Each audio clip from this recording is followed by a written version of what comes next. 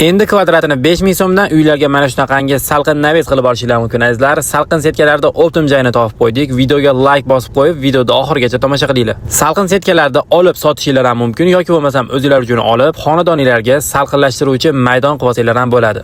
Salqin setkalarga katta aksiya e'lon qilingan azizlar. Biz optim joyga yetib kelganmiz. Mana shu ko'rib turganingizlarda 1 kvadrati 4000 so'mdan to'g'ri kelar ekan. Buni 2500 so'mdan to'g'ri keladigan variantlari ham bor.